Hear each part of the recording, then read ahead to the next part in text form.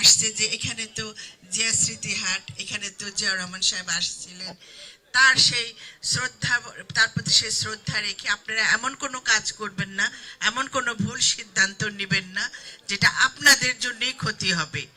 আজকে আমাদের নিজেদের অস্তিত্ব রক্ষা করার জন্য, নিজেদের সন্তানের সুন্দর ভবিষ্যৎ গড়ার জন্য এবং এলাকার উন্নয়নের জন্য একটাই চাবিকাঠি, সেটা হলো ধানের শীষ।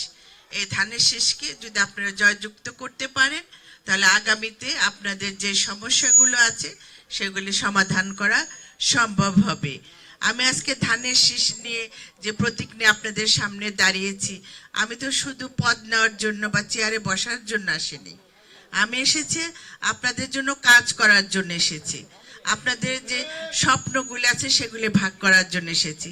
আপনারা যখন যেখানে যাচ্ছি বলছেন রাস্তাঘাট লাগবে, রাস্তাঘাট, সেই রাস্তাঘাটের কথা চিন্তা করছি।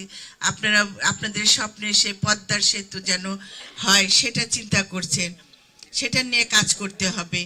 আপনাদের একটা বাচ্চাদের খেলার মাঠ নাই, সেই মাঠের কথা চিন্তা করতে হবে। আপনারা একটা এখানে মানিকগঞ্জে আন্তর্জাতিক যে একটা স্টেডিয়াম দরকার, সেটাও নাই মানিকগঞ্জে।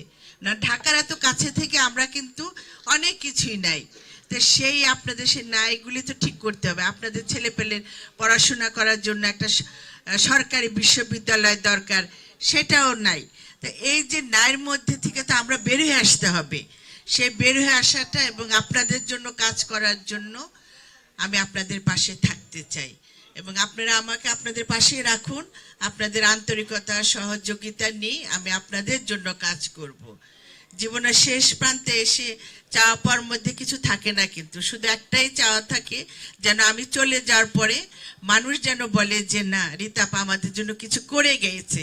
এটাই কিন্তু আমার মূল লক্ষ্য। তা আপনারা যারা এখানে আছেন, দলকে যারা ভালোবাসেন, আমি অনুরোধ করব, আপনাদের অনেকে অনেকভাবে বিভ্রান্ত করার চেষ্টা করছে এবং আরও করবে, কিন্তু আপনারা মনে রাখবেন যে আমরা ধানের শীষকে ভালোবাসি।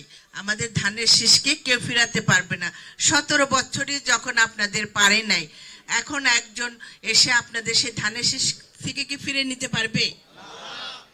তো সেখানে আমি না হয় আমার জায়গায় যে অন্য কেউ আসতো, তো আমরা তো সেই ধানের শীষের জন্যই কাজ করতাম। আমরা তো ধানের শীষের বাইরে অন্য কারোর জন্য কাজ করব না, পারবো না করতে। সারা জীবন ধানের শীষে ভোট দিয়ে এখন কি আপনি অন্য জায়গায় ভোট দিতে পারবেন? আপনি যখন মনে হয়তো চিন্তা করবেন, যখন ভোট কেন্দ্রে যাবেন তখন কিন্তু একবার যখন তাকাবেন ধানের শীষের দিকে, তখন কিন্তু অটোমেটিকলি অন্য জায়গার ভোটটা আসবে না, সিলটা ওই ঠিক আছে ধানের শীষই, এত বছর ধানের শীষে দিছি, এবারও ধানের শীষে দেই। তা বৃহত্তর স্বার্থে নিজেদের ক্ষুদ্র স্বার্থগুলি ত্যাগ করবেন।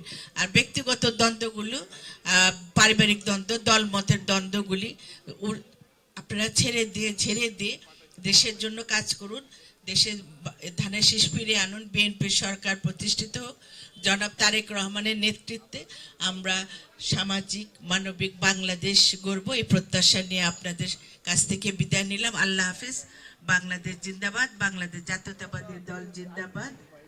আমার নেতা জনাব